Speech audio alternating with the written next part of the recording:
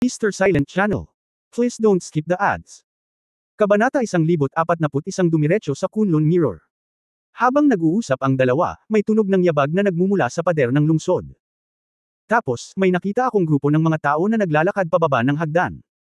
Ang pinuno ay nakasuot ng isang opisyal na uniforme at may magandang sukat. Mukha siyang mga 40 o 50 taong gulang.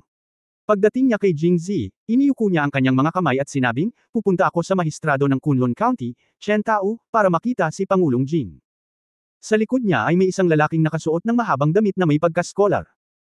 Yumuko siya kasama ng iba pang mga opisyal at sundalo at sinabing, ako ang magiging opisyal. Tingnan si Pangulong Jing. Tumango si Jingzi at mahinang sinabi, patawarin mo ako. Ang pinakamalaking opisyal sa Kunlun County ay ang prefect lamang, at siya ay mula lamang sa ika-4 na ranggo, na hindi sapat sa harap ng pangalawang ranggo na si Jingzi. Kaya kailangan pa niyang mag-show. Saka lamang nagtaas ng ulo ang lahat. Ang mukhang iskolar na lalaki ay tumingin kay Jingzi at sinabing, huwag kang mag-alala na wala kang kaibigan sa hinaharap. Walang sinuman sa mundo ang hindi nakakakilala sa iyong magandang tula, talagang magandang tula. Presidente Jing, hindi mo ba alam ito? May upper at lower boundaries ba ang tula? Umiling si Jingzi at sinabing, casual na komento lang. Paano ito magiging upper and lower? Tulad ng inaasahan kay President Jing. Narinig ito ng iskolar. Pumalakpak ng kanyang mga kamay at sinabing, ang casual na pahayag na ito ay maaaring hindi maabot ng hindi mabilang na mga iskolar sa Angwo. Mukhang totoo ang mga chismis. Si Pangulong Jing nga ang pinakatalentadong tao sa Angwo. Hindi. Umiling si Jingzi. President Jing, hindi mo kailangang maging mahinhin. Ang ibig kong sabihin ay hindi ako ang pinakatalented na tao sa Angwo, ngunit ang pinakatalented na tao sa mundo. Ang scholar ay orihinal na gustong purihin siya, ngunit hindi niya alam na si Jingzi mismo ay mas mahusay kaysa sa iba. Ang kanyang pagbaril ay mas malakas, at agad niyang hindi alam kung ano ang sasabihin. Ang mga opisyal ng Kunlun County sa tabi niya ay nalilito din. Sa kabilang banda, sina Zhang Xiaoyu, Chen Jianen at iba pang nakakakilala kay Jingzi ay nakangiting alam, at walang sinuman ang makapagkukumpara sa kanilang nararamdaman sa kanilang kahihiyan. Nagtanong muli si Jingzi, narinig mo na ba ako? Nanambalik ang iskolar sa kanyang katinuan, Jing President Gao Kai, sumulat man siya ng Spring Water is Blue in the Sky, sa Yongzhou, o mamaya sa Jingzhou, sumulat siya sa Mid-Autumn Poetry Festival ako ay pinarangalan na basahin ang tula na, naway mabuhay tayo ng matagal at ibahagi ang kagandahan ng buwan na libu-libong milya ang pagitan. Ang biyaya ni Jing sa sarili kong mga mata. Kahit na ikaw ay isang tao, gugustuhin mong makarinig ng pambabula. Si Jingzi ay natural na hindi immune dito. Tumingin siya sa scholar at tahimik na tumango, nagpapahiwatig na magpatuloy siya. Nang makita ito, mas naging masigasig ang scholar, gusto kong sabihin sa iyo na ang lahat ng scholar sa Angwo ay gustong makita ang estilo ni Pangulong Jing. Ang pagpapabinyag sa mga tula ni Pangulong Jing ay higit na kapakipakinabang kaysa sa pagbabasa ng libu-libong aklat. Anong pangalan mo? President Jing, ang aking subordinate na si Chen Mingbo ay isang maliit na registrar sa Kunlun County Yamen. Tumango si Jingzi, sa pag-aakalang siya ang registrar, nakikita na siya ay mahusay magsalita, at siya ay nasa ilalim ng pamumuno ni Chen Tao. Ang mga tao sa paligid ko ay dapat na gumagawa ng master type na trabaho. Well, hindi ka masama. Pagkatapos sabihin ito ni Jingzi, tumalikod siya at sinabing, Prefect Chen, halos madilim na, bakit nasa pader ka pa rin ng lungsod? Agad nang umiti si Prefect Chen at sinabing, hindi ko ito itatago kay Jingshi. Sinabi ng hepe na walang gaanong nangyayari sa Yamen kamakailan, kaya madalas na hinihintay ni Xiaoguan si President Jing sa tuktok ng pader ng lungsod. Ngayon, dumidilim na. Akala ni Xiaoguan ay hindi na siya makakapaghintay hanggang sa bumalik siya. Sa hindi inaasahang pagkakataon, nandito si President Jing. Hintayin mo ako. Nagtataka si Jingzi. President Jing, nagpadala ng liham ang aking tutor mahigit 10 araw na ang nakalipas na nagsasabing pupunta si Pangulong Jing sa Kunlun County upang magbukas ng isang sangay ng The Newspaper. Pagdating ng panahon, hihilingin ko sa aking mga nasasakupan na lubos na makipagtulungan sa trabaho ni President Jing at magbukas ng isang sangay ng The Newspaper. Dahil hindi ko alam kung kailan darating si President Jing sa lungsod, kaya't hindi na ako maghihintay dito. Nang makita si Jingzi na nakasimangot, agad na sinabi ni Magistrado Chen, President Jing, ang aking amo ay si Zhu Xiang. Nang marinig ito, biglang natauhan si Jingzi. Bilang punong ministro ng Angwo, si Zhu Tong ay itinuring na pinuno ng mga tagapaglingkod sibil ng Angwo. Ang kanyang mga estudyante ay nasa buong mundo. Pagdating niya sa lokal na lugar, maliwanag na aasikasuhin niya ang relasyon ng maaga.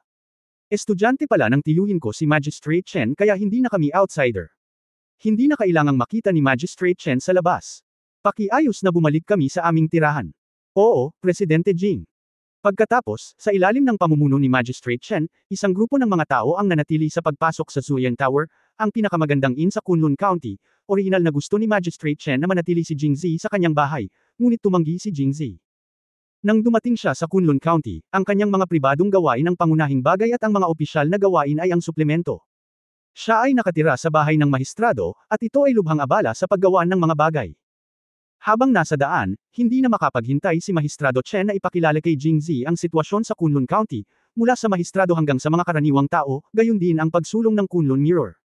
Sa makatuwid, ang Kunlun County ay umaasa sa pagtatatag ng The Newspaper Branch. Sa makatuwid, si Magistrate Chen ay naglaan na ng puwang para kay Jingzi sa pinakamaunlad na lugar ng Kunlun County ng maaga. Maging ang mga palamuti at mga kagamitan ay inihanda na. Hinihintay na lang niya na lumipat ang The Newspaper Agency, Wenxiangzhou at Zhangja Winery. Ang mahistrado na si Chen ay orihinal na gustong hintayin si Jingzi na tumira at dalhin siya upang makita ang lugar, ngunit tumanggi din si Jingzi. Prefect Chen, huli na ngayon, at kailangan kong pumunta sa Kunlun Mirror sa gabi, kaya depende sa lokal na sitwasyon, maghintay pa ako hanggang bukas para pumunta. Pagkatapos magsalita ni Jingzi, tinapik niya muli ang kanyang balikat, gayunpaman, ang kahusayan sa trabaho ni Magistrate Chen ay masyadong mataas. Pagbalik ko sa Jingzhou, siguradong may sasabihin akong maganda para kay Magistrate Chen sa harap ng kanyang kamahalan sa korte. Para sa mga taong tulad ni Magistrate Chen na manatili sa lokal na lugar, ito ay para lamang ibaon ang kanilang mga talento. Salamat, Pangulong Jing, salamat, Pangulong Jing. Ang bawat opisyal ay may pusong maglingkod bilang isang opisyal sa paanan ng emperador. Bilang disipulo ni Zutong, natural na alam ni Mahistrado Chen kung gaano kaboring si Jingzi sa harap ni Emperor An, kaya nang marinig niya ang sinabi ni Jingzi, paanong hindi siya excited. Pagkatapos magpaalam at umalis si Magistrate Chen, humakbang si Chen Jianan at may damdaming nagsabi, kung ikukumpara sa nangyari sa Rosao, napakadaling magbukas ng sangay ng The Newspaper sa Kunlun County. Noong nasa Rosao siya, kailangan niyang pumili ng mag-isa. Pagkatapos piliin ang lokasyon, kailangan mong humanap ng mga paraan para makuha ito mismo. Ang pagbaba pa lang sa Immortal Joxing Tower ay nangangailangan ng maraming pagsisikap. Pero ngayon, may tumulong na sa pagpili ng lugar, at inihanda na ang mga palamuti at kasangkapan sa loob. Kahit na ang gawaing publisidad ay ginawa ng maaga. Sa dinami-dami ng dumarating, hakbang-hakbang na lang ang kailangan nilang gawin at ipamahagi ang pahayagan. Ngumiti din si Jingzi at sinabing, oo, kumpara sa Kunlun County, ang Rosao ay nasa health starting mode, ngunit kung mas madali ito, mas kailangan nating gawin ito ng maayos at huwag magpatawa ng iba. Matapos marinig ito, madalas na tumanggaw si Chen Jianan at nag-impake. Gusto kong yayain si Jingzi na bumaba para kumain kasama ko, ngunit tumanggi si Jingzi. Pagkatapos, kinuha ni Jingzi si Zhang Xiaoyu palabas ng Zuyan Tower at dumiretso sa Kunlun Mirror ayon sa direksyon na tinanong niya kay Magistrate Chen. Kabanata 1042 sobra na. May isang sikat na bundok, ang Kunlun Mountain, sa kanlurang suburb ng Kunlun County. Parehong pinangalanan ng Kunlun County at Kunlun Mirror sa bundok, at ang Kunlun Mirror ay itinayo sa bundok, katulad ng layout ng Tongtiancay at Waxian Pavilion. Dahil ang lokasyon ng Kunlun Mountain ay nasa kabila na ng pangunahing lungsod ng Kunlun County, pagkalabas ng Zuyan Tower, binuhat ni Jingzi si Zhang Xiaoyu at lumipad hanggang sa kanluran. Sa isang sandali, nakita niya ang isang matayog na bundok na nakatayo sa kanyang harapan, at ang Kunlun Mirror, na itinayo sa paanan ng Kunlun Mountain. Paglabas niya, inihayag ni Jingzi ang kanyang pintuan. Ang disipulo ng Kunlun Mirror na nagbabantay sa pinto ay halatang narinig ang kanyang pangalan at direktang pinapasok sila. Ang layout ng Kunlun Mirror ay medyo simple. Sa pamamagitan ng zigzag-zigzag corridor, makikita mo ang pangunahing bulwagan ng Kunlun Mirror. President Jing, mangyaring umupo dito sandali. Kung ikukumpara sa tamang tagapagtanggol ng Tiandi Sect, si Jingzi ay masikat bilang presidente ng The Newspaper. Nandito pala si President Jing. Bago makalabas ang alagad ng gatekeeper, pumasok ang boses ni Pei Chunjing, at pumasok din siya. Nakilala ni Junior si Master Pei. Tumayo si Jingzi at yumuko. Kinawean ni Pei Chunjing ang kanyang kamay, pagkatapos ay pumasok sa pangunahing bulwagan, umupo sa pangunahing upuan at nagsabi, matagal ko nang narinig na lumabas ka ng Jingzhou at nagpaplanong magbukas ng sangay ng The Newspaper dito. Ilang araw lang akong naghintay ngunit hindi na ako naghintay. Akala ko ay darating ka sa ganitong oras. Pagkatapos sabihin iyon, ngumiti si Pei Chunjing at sinabing, alam mo, matagal na kaming naghintay kay President Jing. Mabilis na itinaas ni Jingzi ang kanyang mga kamay at sinabing, Headmaster Pei, mangyaring tawagan mo ako sa aking unang pangalan. Ayos lang iyon. Hindi ba dahil tinatawag ito ni President Jing na isang disservice sa mga juniors? Ngumiti si Pei Chunjing at umiling, mali iyan. Pumunta ka sa Kunlun County sa pagkakataong ito para magbukas ng sangay ng The Newspaper. Siyempre pumunta ako rito bilang presidente ng The Newspaper. Makatuwirang tawagin kang Presidente Jing. Nakakalito kung iba ang itatawag ko sa iyo. Hindi na nagpumilit si Jingzi matapos itong marinig. Sa oras na ito, sinulyapan ni Pei Chunjing ang mga disipulo sa pangunahing bulwagan at nagtanong, bakit hindi pa pumupunta rito si Yun Shi? Agad na sinabi ng disipulo, bumalik ka sa guro. Bumalik sa silid ang nakatatandang kapatid na babae upang magpahinga ng maaga pagkatapos kumain. Ngayon ay nagpadala na tayo ng isang tatawagan. Matapos marinig ito, tumanggo si Pei Chunjing at nagsabi, pagbalik ko mula sa Jingxi, ang iyong pang-apat na kapatid na babae ay walang sinabi, ngunit palagi kanyang iniisip sa kanyang puso. Dati, ang iyong pang-apat na kapatid na babae ay nagsasanay ng kung fu kapag wala siyang magawa, ngunit ngayon ay mas mabuti na. Kapag siya ay may libreng oras, siya ay nakaupo lamang mag-isa at nasa malayo siya. Dahil gusto mo nang umalis sa oras na ito, pagkatapos ay maaari mong gawin ang Shi pagkatapos ng oras na ito. Branch, matagal ka nang hinihintay ni Yun Shi. Awkward na ngumiti si Jingzi at sinabing, ang junior na ito ay binibigyang importansya din ang Kunlun Mirror. Dahil nagsalita na si Head K, talagang gagawin niya ang lahat at gagawin niya ang kanyang sasabihin. Sumulyap si Pei Chunjing sa kanya at mahinang nagsabi, oh. Si President Jing ay binibigyang importansya ang ating Kunlun Mirror. Kung gayon, bakit ka na late? Matapos marinig ito, agad na sinabi ni Jingzi, Master Pei, nagkasala ka sa akin. Kahit na hindi ko binibigyang pansin ang Kunlun Mirror, dapat kong bigyang pansin ang aking pang-apat na kapatid na babae, tama ba?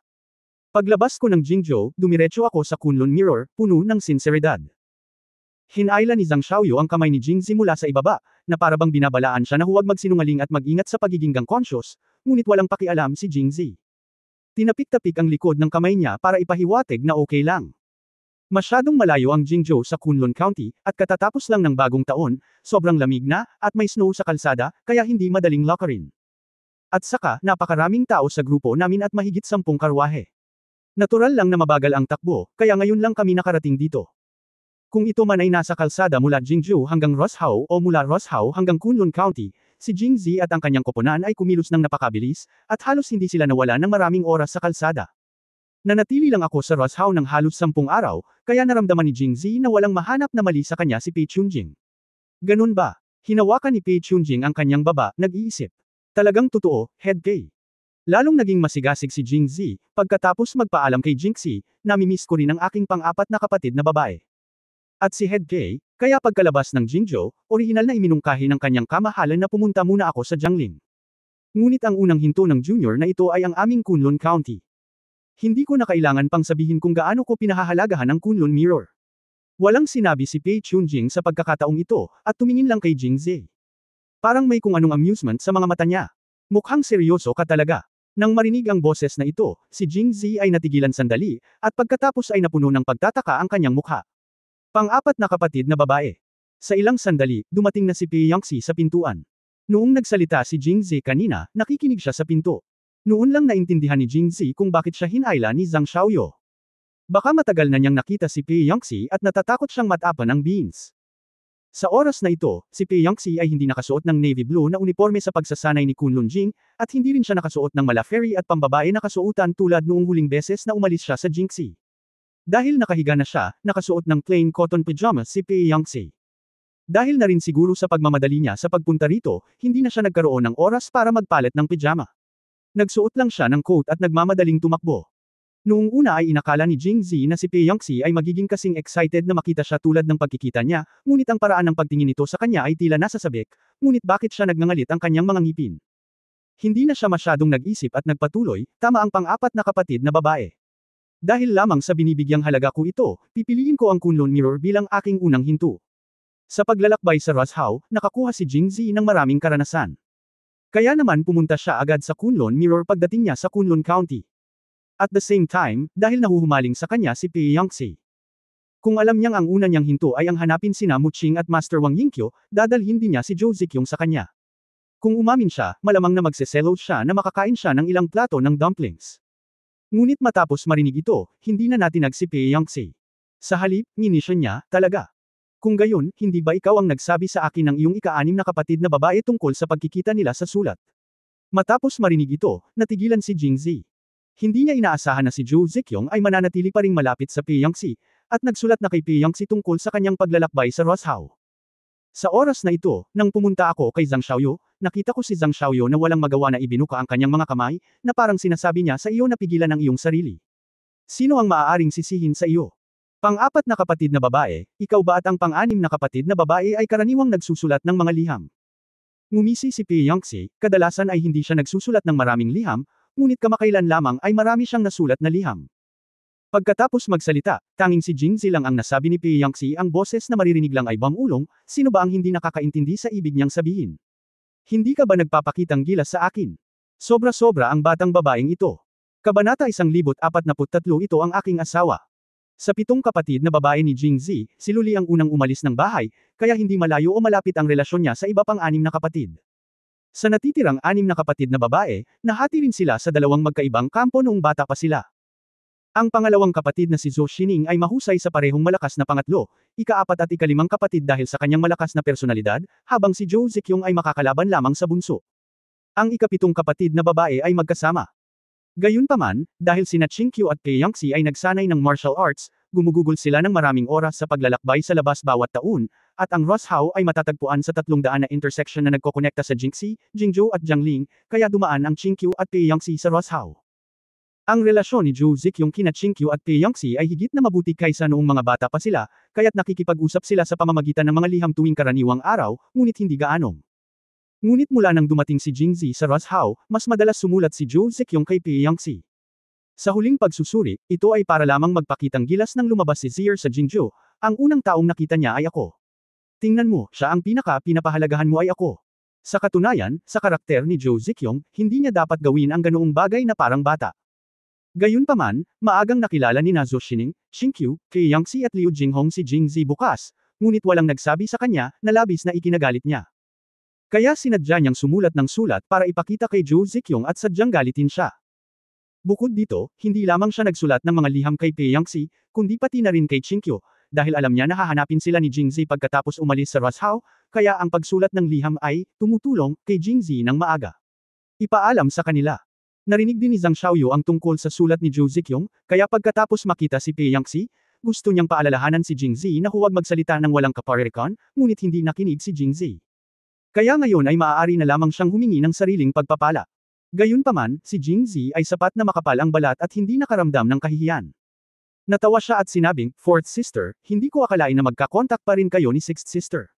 Very good, very good. Malamig na tumingin si Pi Yangxi. Sumulyap siya sa kanya at wala siyang balak na pakawalan siya ng ganoon ka-simple, hindi ba't sinabi mo lang na binibigyan mo ng malaking kahalagahan ang ating Kunlun Mirror?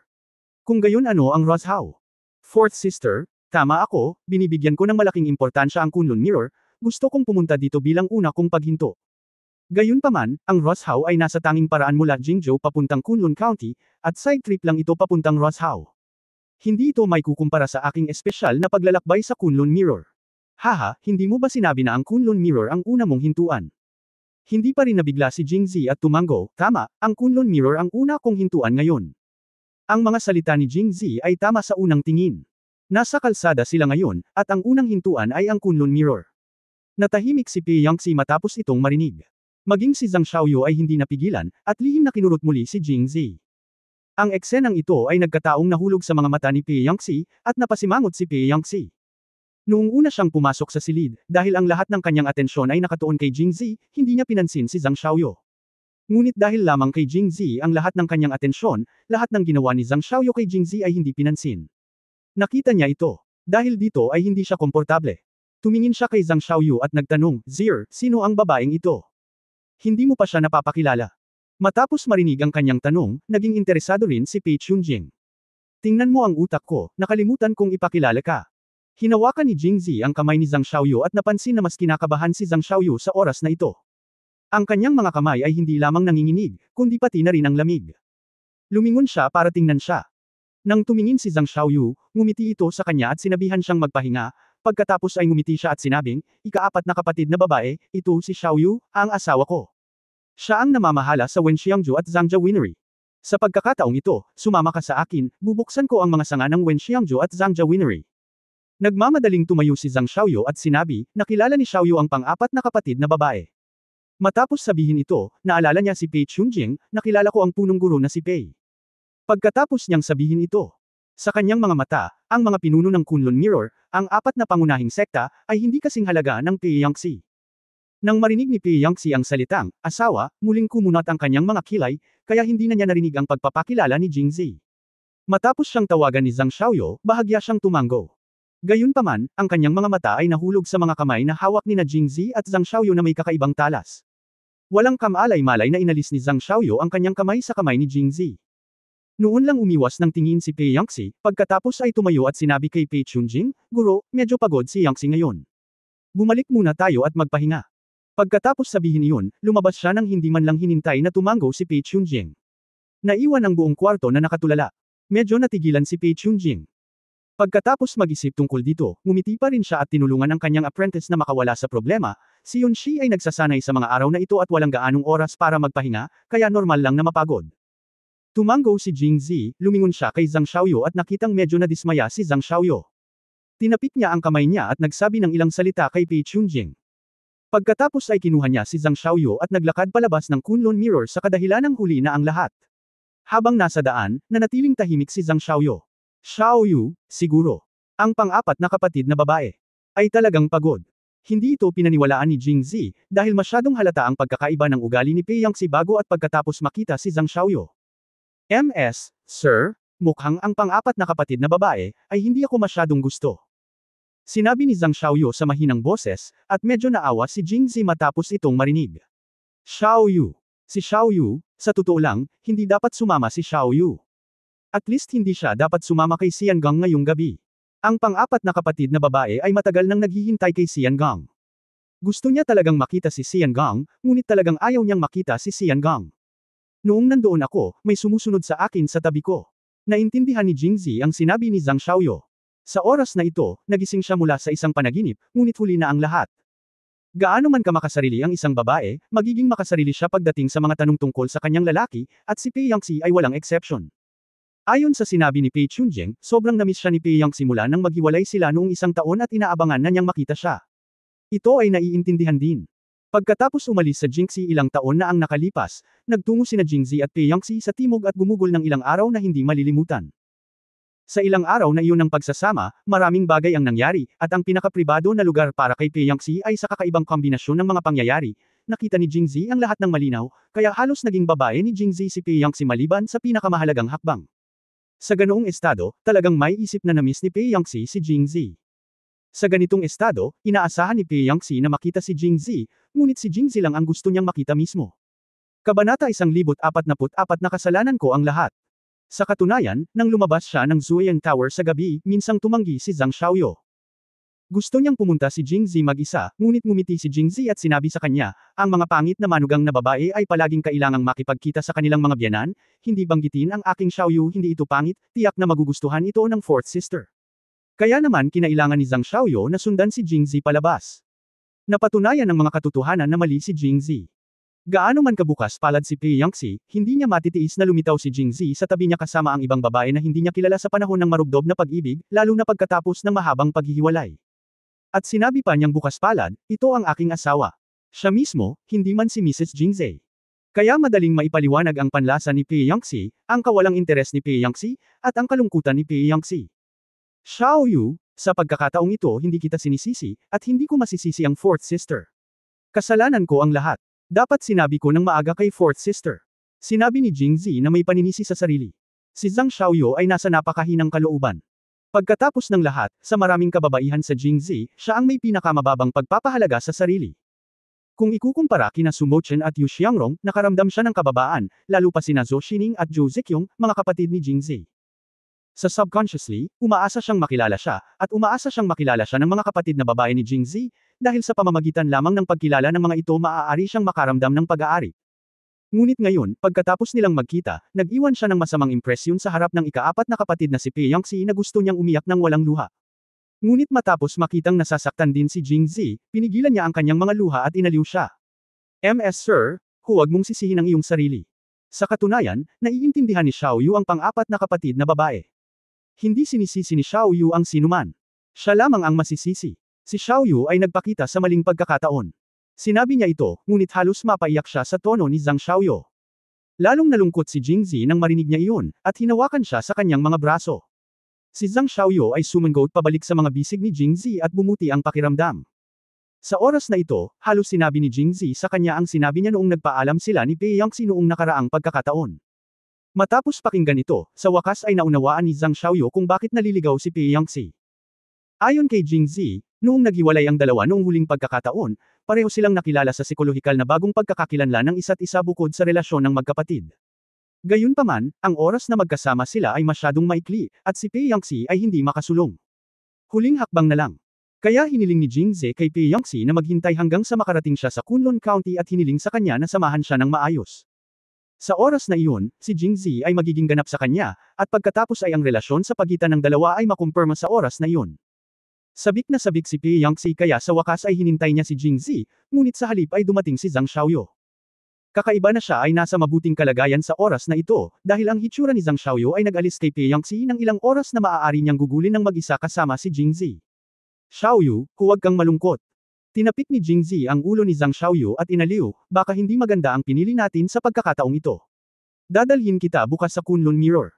Naniniwala akong magugustuhan ka ni Fourth Sister. Alam din ni Jingzi na bilang sarili niyang babae, tiyak na nais ni Zhang Xiaoyu na magkaroon ng magandang relasyon sa kanyang mga kapatid na babae. Napakasama ng unang impresyon. Kung hindi niya ito nahawakan ng maayos, malamang na masama ang loob ni Zhang Xiaoyu sa susunod. Pagkakaiba. Matapos marinig ang kanyang sinabi, si Zhang Xiaoyu ay natakot at mabilis na umiling, aking asawa, mangyaring huwag gawin ito. Ang pang-apat na kapatid na babae ay nalungkot na. Kung muli mo akong dadalhin doon, hindi ba ito ay isang pagpapakita ng lakas? Hindi lamang ang pang-apat na kapatid na babae ay hindi magugustuhan noon, lalo akong napupuot dito. Sabi ni Zhang Xiaoyu habang tinatapik ang kanyang dibdib, mukhang takot na takot.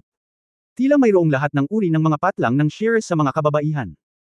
Ang orihinal na akala ni Jingzi ay maaari siyang maglakad-lakad sa field ng Shira, ngunit sa huli, ito ay magulo pa rin. Sunod-sunod na tahimik ang buong biyahe. Siya ay orihinal na nagplano na dalhin si Zhang Xiaoyu sa Kunlun Mirror, at kasama ang kanyang ika-4 na kapatid na babae na namamahala, tiyak na matatanggap niya ang pinakamataas na pagtanggap. Naghanda pa siyang manatili sa Kunlun Mirror. Bago umalis, tinawag pa sila ni Chen Jianan para kumain. Tumanggi siya. Sinong mag-aakala na, kung mag-aasikaso sa pagkain, sa bandang huli ay maghihiwalay sila sa hindi magandang kondisyon. Dahil lumilipad sila pabalik-balik, hindi sila nagtagal sa Kunlun Mirror, kaya nang bumalik sina Jingzi at Zhang Xiaoyu sa Zuyan Tower, hindi rin ito masyadong matagal. Si Chen Jianan at ang iba ay katatapos lang kumain sa ibaba at babalik na sana. Silid upang makapagpahinga. Nang makita si Jingzi na papasok mula sa labas, agad siyang lumapit. President Jing, bakit bumalik ka kaagad? Dahil alam din ni Chen Jianan na ang pang-apat na kapatid ni Jingzi ay si Pei Yangxi ng Kunlun Mirror, plus si Jingzi ay may status din na leader ng Martial Arts Alliance, kaya pumunta siya sa Kunlun Mirror, kahit na hindi siya nag-overnight. Kailangan mong manatili ng hindi bababa sa 1 oras o 2 bago bumalik. Ngunit ngayon, wala pang kalahating oras, bumalik muli si Jingzi, at medyo naging curious siya. Hindi agad nakasagot si Jingzi, ngunit tumingin sa waiter na naglilinis ng mesa, at agad na sinabi kay Chen Jianan, Editor Chen, pumunta ka at sabihin mo muna sa waiter at hilingin sa kanya na magprito ng 4 pang side dishes at dalhin ito sa kwarto ko. Go, hindi pa tayo kumakain. Oh, okay. Bagamat nagulat siya, pumunta pa rin si Chen Jianan. Dinala muna ni Jingzi si Zhang Xiaoyu sa itaas. Pagkaraan ng ilang sandali, bumalik si Chen Jianan. Tatalakayin niya kay Jingzi ang proseso ng pagbubukas ng isang sangay ng pahayagan sa Kunlun County sa pagkakataong ito, at kung kinakailangan bang magbukas ng isang teatro tulad ng ginawa niya sa Roshao City, dahil natuklasan niya na ito ay lubos na kinakailangan. Kung ikukumpara sa mga pahayagan, ang mga sinihan ay may mas malakas na apela sa mga ordinaryong tao. Umiling si Jingzi, alam ko rin na ang pag-arte ay mas kaakit-akit kaysa sa mga pahayagan, ngunit mula sa paghahanap ng mga artista hanggang sa mga kasuotan, pag-set up ng entablado, at pag-e-ensayo sa bawat eksena, nangangailangan ito ng malaking halaga ng lakas tao, materyal na mapagkukunan, at oras. Ang dahilan kung bakit tayo ang dahilan ng pagtatayo ng isang teatro sa Roshao ay dahil ang mga tao sa Roshao City ay hindi alam kung ano ang isang pahayagan na opisina o pahayagan ay hindi sapat para sa kanila. At ang Roshao ang aming unang hinto para sa pagbubukas ng isang sangay. Ito ay partikular na mahalaga para sa amin na magbukas ng isang sangay. Maaari lamang tayong magtagumpay ngunit hindi mabibigo. Isinasaalang-alang ang espesyal na sitwasyon sa lungsod ng Roshao, ang pagbubukas ng isang teatro ay isang huling paraan. Ngunit ang sitwasyon sa Kunlun County ay ganap na iba sa Roshao, dahil bago kami dumating, ito man ay ang prefect ng Roshao, Kunlun Mirror, o ang mga scholar sa lungsod, lahat sila ay may higit o kulang tungkol sa aming mga pahayagan, pati na rin ang mga opisyal ng gobyerno para sa publisidad. Ang pangalan ng aming pahayagan ng Dawn ay napakalakas pa rin sa Kunlun County, kaya hindi na kailangang gumamit ng mga sinihan at magbukas ng isang sangay ng direkta sa mga tao, at mag-imprenta lamang ng mga pahayagan. Ang sinabi ni President Jing ay may katuturan. Tumango si Chen Jianan at sumagot. At talagang ayaw na ni Jingzi na mag-aksaya ng oras sa pagbubukas ng teatro. Pagkalabas ng Roshow, nagkaroon siya ng malabong na pakiramdam na ang pag-aalsa ng hari ng Jin ay palapit ng palapit, kaya kinailangan niyang samantalahin ang oras upang buksan ang sanga. Okay, kunin mo ang babae mo at bumalik sa Jingzhou. Kabanata 1045, Pag-iisip sa sarili mong negosyo. Si Jingzi ay kausap si Chen Jianan, at dinala ng waiter ang mga pinggan. Nang makita ni Jingzi na tinatawag si Zhang Xiaoyu para kumain, si Chen Jianan, na aalis na sana, ay hindi napigil ang magtanong, President Jing, nabalitaan ko na ikaw at ang relasyon ni Kunlun Jing at Pei ay napakaganda. Natural lang yan, sabi ni Jingzi. Nakaupo na si Zhang Xiaoyu sa mesa, ngunit ang kanyang ekspresyon ay madilim at tila wala siyang ganang kumain. Nevek siya Pei mula sa Kunlun Mirror o kapatid ni President Jing. Oo, iyon ang aking pang-apat na kapatid na babae. Pagmamalaki ni Jingzi. Matapos matanggap ang sumasang-ayon na sagot, nagtanong si Chen Jianan na nagtataka, kung ganoon nga ang kaso, bakit pumunta si President Jing sa Kunlun Mirror at bumalik kaagad. Maganda ang mukha ni Jingzi, kaya natural na hindi niya sasabihin na pumunta siya roon, at nauwi sa kaguluhan. Malungkot siyang humiwalay, ngunit sinabi, nais ni Headmaster Pei na manatili ako doon ng magdamag, ngunit kailangan mong malaman na ito ang unang pagkakataon natin doon, at gabing-gabi na, kaya't nakakabahala na. Kung mananatili akong muli doon, hindi yun kawili-wili. Tumango si Chen Jianan at nagtanong, normal lang na hindi mag-overnight, pero si President Jing ay nandoon sa oras ng hapunan. Hindi ba sila ang nag-asikaso sa pagkain? Masyadong masigasig si Headmaster Pei at inihanda niya kami para sa hapunan. Pero hindi naman ako nagugutom, kaya tumanggi ako. Nang matapos magsalita si Jingzi, kinuha ni Zhang Xiaoyu ang isang paa ng manok at inilagay ito sa kanyang mangkok. Hindi siya nakakain ng maayos sa daan sa tanghali. Nagugutom na si Jingzi, kaya hindi niya namamali na pinasok niya ang mga binti ng manok sa kanyang bibig at kinain ang mga ito. Paano siya mukhang hindi nagugutom? Sa kabaligtaran, mukha siyang gutom sa loob ng maraming araw. Nagugutom na si Jingzi, at pagkatapos kainin ang chicken drumsticks, lalo siyang naging hindi mapigilan. Si Chen Jianan ay orihinal na gustong samabad, ngunit si Jingzi ay masyadong abala sa pagkain, at nag-alinlangan ng ilang beses. Sa wakas, nang iluwan ni Jingzi ang mga buto, si Chen Jianan sa wakas nang magkaroon siya ng pagkakataon, sinabi niya, President Jing, hindi mo ba sinabi na hindi ka nagugutom? Nanlamig ang kamay ni Jingzi sa hangin nang kunin niya ang karne ng baka, at pagkatapos ay dahan-daang ibinaba ito ng may seryosong tingin. Editor Chen, noong bata pa ako, may isang matandang babae sa tabi ng aming bahay na tumira ng higit sa 100 taon. Alam mo ba kung bakit? Natigilan si Chen Jianan noong una dahil masyadong malaki ang tagal ng paksa, ngunit natauhan si Chen Jianan. Pagkatapos noon, sobrang curious pa rin ako. Pagkatapos ng lahat, sa panahong ito, dahil sa limitadong antas ng medikal, ang 70 o 80 taong gulang ay itinuturing na isang mahabang buhay, lalo na ang higit sa 100 taong gulang. Kaya agad niyang tinanong, bakit? Dahil sa matandang babae na ito. Sumulyap si Jingzi sa kanya at dahan-daang naglabas ng 4 na salita mula sa kanyang bibig na puno ng mga drumstick ng manok. Huwag mo nang isipin ang sarili mong negosyo. Natigilan si Chen Jianan sa kinatatayuan. Hindi naman siya tanga, pero minsan nalilito lang siya. Paanong hindi niya narinig ang ibig sabihin ni Jingzi sa oras na ito? Hindi mo ba sinasabi na masungit siya? Tila nag-aalala si Jingzi na ang pangunawa ni Chen Jianan ay hindi sapat upang maunawaan ang kanyang pahiwatig, at pinaalalahanan siya, Editor Chen, bagamat bata ka pa ngayon, kailangan mong sikaping mabuhay hanggang 100 taong gulang. Kung mabubuhay ka ng 70 o 80 taong gulang, iyon ay sarili mong problema. Natigilan lang si Chen Jianan ng 3 segundo bago nagsalita. Well, salamat, President Jing, sa iyong pag-aalala. Talagang susubukan kong mabuhay pa ng ilang taon. Oo nga pala, President, naalala ko. Kailangan kong bumalik at pag-aralan ang nilalaman ng unang isyu ng pahayagan ng Kunlun County Branch. Hindi na kita guguluhin dito. Tara maghapunan tayo ni Miss Zhang. Pagkatapos sabihin iyon, ayaw nang manatili pa ni Chen Jianan at malungkot na tumakbo. Paft. Nang isara ni Chen Jianan ang pinto at umalis, si Zhang Xiaoyu, na kanina lang matamlay at nanlulumo, ay hindi napigil ang matawa. Napakasama ng asawa ko. Si Chief Editor Chen ay mabait na nagmamalasakit kung kumain na ba tayo, pero sinabi mo sa akin iyan. Nanliit ang mga mata ni Zhang Xiaoyu sa mga crescent, tinakpan niya ang kanyang bibig at tumawa. Nang makitang bumuti ang mood ni Zhang Xiaoyu, pinuri ni Jingzi si Chen Jianan sa kanyang puso, lihim na iniisip na sa wakas ay may pakinabang na siya. Inaalala ko rin siya, at ang kalusugan niya. Bakit hindi mo siya nakitang nagpasalamat sa akin? Pagkatapos magsalita ni Jingzi, naglagay din siya ng mga gulay sa mangkok ni Zhang Xiaoyu, Xiaoyu, kumain ka na. Oo. Zhang Xiaoyu matamis siyang tumugon, tila ibinalik sa kanya ang lahat ng kalungkutan, ngunit umiikot ang kanyang maningning na mga mata, iniisip kung ano ang kanyang iniisip. Maagang bumangon si Zhang Xiaoyu kinaumagahan. Maamo at mabait pa rin, tinulungan ni Zhang Xiaoyu si Jingzi na magbihis at maglaba, at kumain ng almusal na dala ng kanyang mga katulong. Sinabi ni Zhang Xiaoyu, "Aking Panginoon, sa paunang publisidad mula sa gobyerno at buong tulong ng Mahistrado Chen, nagbukas talaga kami ng sangay at sangay sa Kunlun County. Napakadali. Kinain ni Jingzi ang mga itlog na niluto ni Zhang Xiaoyu at tumango. Kaya ang aming pangunahing prioridad ay talagang mag-recruit ng mas maraming tao at hayaan silang mag-aral ng ilang araw. Sa oras na mailabas ang unang isyu ng pahayagan, talagang magiging handa na sila. Sa gayon, tulad ng sa Roshao, ang mga tao mula sa iba't ibang departamento ay mananatili, lahat ay maaaring magpatuloy sa timog hanggang Jiangling. Isipin mo, hindi ito magtatagal, kahit 3 o 4 na araw sa pinakamaaga." Matapos makinig sa mga salita ni Zhang Xiaoyu, nag-isip sandali si Jingzi, at nakahanap na ng lugar si Magistrate Chen. Totoo na hanggat nagre-recruit tayo ng ilang bagong tao, hayaan silang dumaan sa proseso ng pamamahagi ng pahayagan, ipadala ang unang isyu ng pahayagan, at makita ang epekto, ang sangay ng Kunlun County ay maituturing na tagumpay. Kalkulahin, talagang hindi tumatagal ng ilang araw. Nang makitang tumango si Jingzi, nakangiting sinabi ni Zhang Xiaoyu, "Kaya, hindi na kailangang manatili pa ng asawa ko sa Kunlun County. Mas mabuting dumiretso sa Jiangling. Kung tutusin, mas mahirap magbukas ng sangay ng The Newspaper sa Jiangling kaysa sa ibang mga lugar. Kung ang aking asawa ay maaaring pumunta sa Jiangling ng maaga upang gumawa ng ilang mga paghahanda, mas mabilis na makipagkita sa kanya pagkatapos namin sa Kunlun County. Kung hindi, natatakot akong magtagal ito."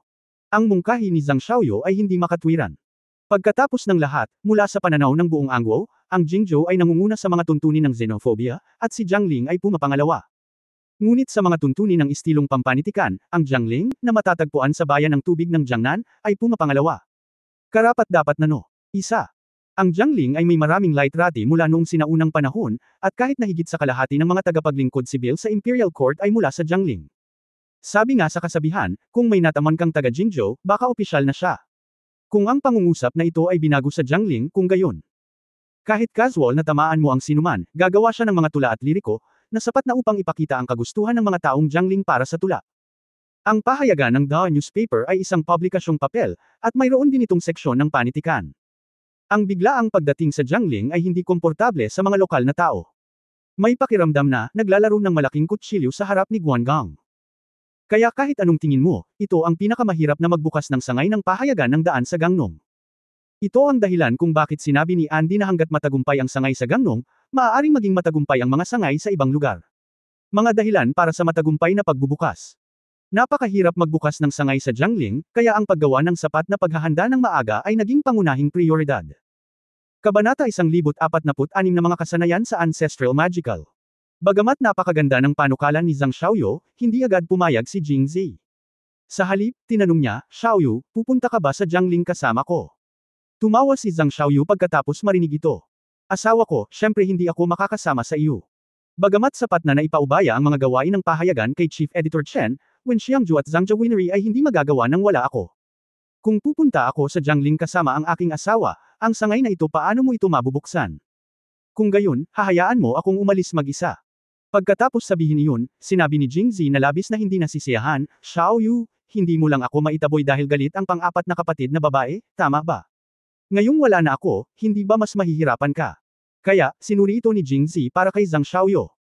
Ngayon, ang unang impresyon ng ika-4 na kapatid na babae kay Xiaoyu ay hindi maganda, higit sa lahat dahil si Xiaoyu ay sumama sa akin sa Kunlun County, na naging dahilan upang maniwala siya na pinagkaaitan mo siya ng oras upang mapag-isa sa akin. Now ay isang araw pa lang pagkarating ko, dumiretso na ako sa Jiangling. Wala na ba akong oras sa pang-4 na kapatid na babae? Hindi ba ito nagdaragdag lamang ng panggatong sa apoy? Noon, ang pang-4. Malamang sisibog si ate. Hindi pa naaayos ang relasyon nyo. Sa pag-alis ko, tiyak na ilalabas niya ang galit niya sa iyo, at lalo pang lalala ang relasyon ninyong dalawa. Ano ang mangyayari pagkatapos? Si Jingzi ay maraming gulo. At hindi ito hindi makatwiran.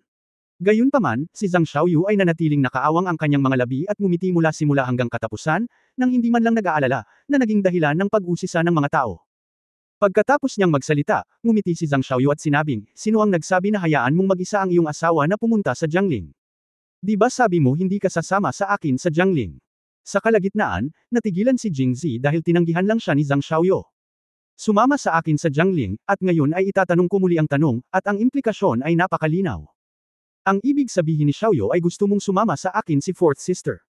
Ang aking asawa ay matalino." Pinalakpak ni Zhang Xiaoyu ang kanyang mga kamay at ngumiti.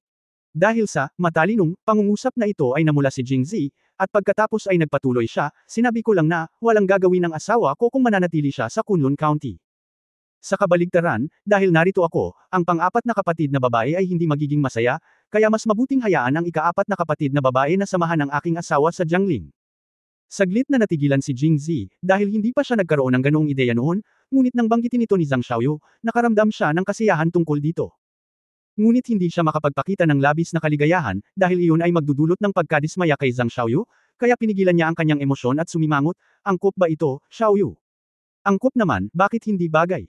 Nakangiting sabi ni Zhang Xiaoyu, nandito na kami nang pumunta kami sa Kunlun Mirror, hiniling ni Head Kay sa aming asawa na isama ang pang-4 na kapatid na babae kapag umalis siya sa oras na ito, kaya angkop na angkop ito. Bukod dito, aabutin ng 4 o 5 araw para sumakay ng karwahe mula Kunlun County hanggang Jiangling. Siguradong magugustuhan din ito ng aking asawa at ng aking pang-4 na kapatid na babae. Sa pagsasalita tungkol sa paglalakbay ng kanilang dalawa sa karwahe, naalala ni Jingzi kung paano sila ni Pei Yangxi na nag-iisa sa karwahe nang umalis sila sa Jingxi sa simula ng taon. Binuksan ng langit ang puso ni Pei Yangxi. Gayunpaman, ang oras na iyon ay masyadong maikli. Bagamat si Pei Yangxi ay nakitang lahat, wala talagang pag-unlad. Naniniwala ako na kung may isa pang paglalakbay sa karwahe nagsimula na ring isipin ni Jingzi ang paglaban sa lindol ng karwahe. Ano sa tingin mo, Mr. Xian? Nang makitang nag-iisip si Jingzi, yumuko si Zhang Xiaoyu at nagtanong. Sa tingin ko, hindi naman masama, pero pakiramdam ko pa rin ay hindi kakayanin ang pag-iwan kay Xiaoyu dito mag-isa. Kinuha ni Jingzi ang kamay ni Zhang Xiaoyu at malalim na sinabi. Nang marinig ito ni Zhang Xiaoyu, labis siyang naantig. Pinisil din niya ang malaking kamay ni Jingzi at sinabing, "Ms. Sir, simula nang lumabas ako sa Jingzhou sa pagkakataong ito, si Xiaoyu lang ang nakasama ng asawa ko hanggang ngayon." Sa paglipas ng panahon, kahit ang pangalawang kapatid na babae at ang iba pa ay hindi na ito nagawa. Xiao, si Yu ay napakasaya at lubos na nasisiyahan sa paggamot. Pagkatapos ay ngumiti siya at sinabing, lalo na pagkalabas namin ng Roshao, araw-araw kaming nasa karwahe. Ang asawa ko ay patuloy na gumagawa ng kalokohan, at napakalakas niya. Nasaan si Xiao Yu? Nasaan siya? Kalagitnaan ng buwan noon, at nakita kong mahina ang mga binti ng asawa ko sa gabi. Takot na takot siya, kaya minabuti niyang iwan muna si Xiao Yu. Ang pangarap ng bawat tao ay may magawa. Ang pagdinig ng ilang makukulay na salita mula sa isang magiliw at banal na babae, syempre, ang ganitong uri ng bagay ay maaari lamang mangyari sa pagitan ng dalawang tao, at ito ay magpaparamdam sa isang lalaki ng isang hindi masabi na pananibik. Si Jingzi ay natural na walang pagbubukod, at sa sandaling ito ay pinarones ni Zhang Xiaoyu kay Jingzi ang ganitong pakiramdam. Xiaoyu, sa tingin mo ba talaga? Oo, sir. Nakahiga si Zhang Xiaoyu sa dibdib ni Jingzi at bumulong, sa totoo lang, ang pinakakinabahala ni Xiaoyu ay natatakot ako na hindi ako magustuhan ng lahat ng kapatid. Kung ihahambing sa kanila, si Xiaoyu ay masyadong walang halaga. Master, makinig ka muna sa akin. Nang makita ni Jingzi na ibinuka ang kanyang bibig para magsalita, tinakto ni Zhang Xiaoyu ang kanyang bibig gamit ang kanyang kamay at nagpatuloy, ang pangalawang kapatid na babae at ika-6 na kapatid na babae ay parehong katulad ko, si Xiao. Naging mas kumpiyansa si Yu. Hindi niya inaasahan na ang ika-4 na kapatid na babae ay magiging ganito sa unang pagkakataon. Naisip ni Xiao Yu na kung ang ika-4 na kapatid na babae ay maaaring pumunta sa Jiangling kasama ang kanyang asawa at alisin ang kanyang pagtatangi laban kay Xiao Yu, ito ay magiging katumbas ng lahat ng kanyang pagkiling kay Xiao Yu. At hindi na magtatagal bago magpapatuloy si Xiao Yu sa timog, makipagkita sa kanyang asawa sa Jiangling, at sa wakas ay babalik sa Jingzhou ng magkasama. Walang bagay na hindi makukuntento kay Xiao Yu na nasa tabi niya ang kanyang asawa sa loob ng mahabang panahon. Nang makita ang seryosong tingin ni Zhang Xiaoyu, tumango si Jingzi. Xiaoyu, kung gayon makikinig ako sa iyo. Pupunta ako sa Kunlun Mirror bukas para sabihin kay Fourth Sister. Naniniwala akong hindi galit sa iyo ang Fourth Sister. Hindi mo kailangang mag-alala, at huwag sisihin si Fourth Sister. Ngumiti si Zhang Xiaoyu at sinabing, paano kalakas loob na sisihin ni Xiaoyu ang pang-4 na kapatid na babae. At ang mga babae ay higit na nakakaintindi sa mga babae. Bilang isang babae, mas naiintindihan ko ang kasalukuyang kalagayan ng ika-4 na kapatid na babae. Bagamat medyo nag-aalala din ako ngayon, alam kong hindi ako komportable. Ang tao ay ang pang-4 na kapatid na babae, tiyak na nakahiga siya sa kama at paikot-ikot, hindi makatulog. Sa puntong ito, tahimik na sinulyapan ni Zhang Xiaoyu si Jingzi, itinikom ang kanyang mga labi at ngumisi, at hindi sinabing, gusto ng ika-4 na kapatid na babae na patayin ang kanyang asawa. Sabihin mo ito. Naaawa si Xiaoyu sa pang-4 na kapatid na babae. Nag-isip sandali si Zhang Xiaoyu at sinabing, kalimutan mo na ito, kung hindi ka makatulog, hindi ka makatulog. Anyway, malamang na hindi siya makatulog sa gabi sa mga susunod na araw. Pagkasabi nito ay hindi niya napigil ang matawa. Tumayo ka. Tinukso din siya ni Jingzi at sinabing, tama si Xiaoyu. Kapag hindi makatulog ang pang-apat na kapatid sa loob ng ilang gabi, tiyak na ipaparating ko ang mga salita ni Xiaoyu sa pang-apat na kapatid. Huwag. Ikan-away ni Zhang Xiaoyu ang kanyang mga kamay sa takot. Okay lang kung gusto mong hindi ko sabihin sa'yo. Tumawa si Jingzi, pagkatapos ay binuhat si Prinsesa Zhang Xiaoyu at dumiretso sa kama. Alam ni Zhang Xiaoyu ang mangyayari at hinawakan niya ang leeg ni Jingzi nang hindi binibitawan. Mr. Hindi. Totoo ang sinabi ni Xiaoyu. Hindi lang mahina ang mga paa ko ngayon. Huwag kang mag-alala, mayroon akong mga magic skills na ipinasa mula sa aking mga ninuno. Bibigyan kita ng magandang pakiramdam ngayong gabi. Kabanata 1047 Pampublikong kaaway. Marahil dahil pinag-iisipan niyang iwan si Zhang Xiaoyu sa mga susunod na araw, napakaamo ni Jingzi noong gabing iyon. Hindi nagsisinungaling si Zhang Xiaoyu, dahil sa daan mula Roshao patungong Kunlun County, si Jingzi ang nagmaneho ng kotse nilang dalawa ng mag-isa, at alam ng lahat na si Zhang Xiaoyu ay nasa kotse at walang lumapit. At ang karwahe ni Jingzi ay madalas na nahulog sa likod ng koponan habang tumatakbo, at pagkatapos ay patuloy na nag-vibrate. Sa oras na ito, patuloy na ididirekta ni Chen Jianan ang koponan pasulong, at walang Lil Ingan sa likod, dahil alam nilang tiyak na hahabol si Jingzi kapag tapos na siya. Mula Roshao hanggang Kunlun County, desyerto ang kalsada at walang mga entertainment project. Nagsimula silang dalawa ng masayang buhay na walang kahihiyan. Alam mo, hindi alam ni Zhang Xiaoyu ang anumang martial arts, at napakalakas ng katawan ni Jingzi. Sa kabutihang palad, ang epekto ng pag-inom ng jujube pills ay nagpalakas sa pangangatawan ni Zhang Xiaoyu, kung hindi ay hindi siya makakatagal. Naawa din siya sa magandang dalaga, at mas naging malumanay ang mga galaw niya habang nasa kama sila. Sa pagtatapos ng gabi, tumugtog silang dalawa ng piano at tumugtog ng piano sa perpektong pagkakatugma. Kinabukasan, nang bumangon si Jingzi, si Zhang Xiaoyu ay natutulog pa rin sa kama. Nang makitang bumangon si Jingzi, tinatamad niyang itinaas ang kanyang mga talukap at walang balak bumangon. MS Sir, pagod na pagod si Xiaoyu. Matulog ka muna. Maaari kang bumaba at kumain, at pagkatapos ay hanapin mo ang pang-apat na kapatid na babae. Okay. Ibinaba ni Jingzi ang kanyang ulo, bahagyang siniil ng halik sa kanyang noo, at pagkatapos ay malumanay na binuksan ang pinto. Nag-walk out. Matapos isara ni Jingzi ang pinto, itinukod ni Zhang Xiaoyu ang kama gamit ang dalawang kamay, tinakpan ang kanyang katawan ng kubrekama at umupo. Tumingin siya sa direksyon ng pinto at ngumiti, pero medyo malungkot ang ekspresyon niya. Nagdadasal pa rin siya sa puso niya.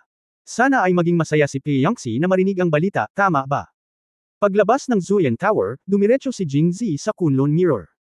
Nang makarating sila sa Kunlun Mirror Gate at nagpalista, dinala ng disipulong nagbabantay sa gate si Jingzi sa panloob na patio. Sa daan, parami ang mga disipulo ng Kunlun Mirror na dumagsa sa gilid na ito. Nang pumunta si Kunlun Mirror sa Jingxi upang lumahok sa kompetisyon ng martial arts, halos 100 tao lamang ang pumunta dito. Karamihan sa mga disipulo ni Kunlun Mirror ay walang pagkakataon na pumunta, at natural na hindi pa nila nakilala si Jingzi.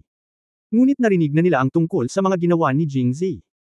Isang kabataang lalaki na may opisyal na posisyon sa korte ng imperial at isa ring alagad ng isang hindi kilalang sekta, ang talagang nag-iisang natalo sa ilang malalaking sekta at nakuha ang titulong pinuno ng alyansa ng martial arts.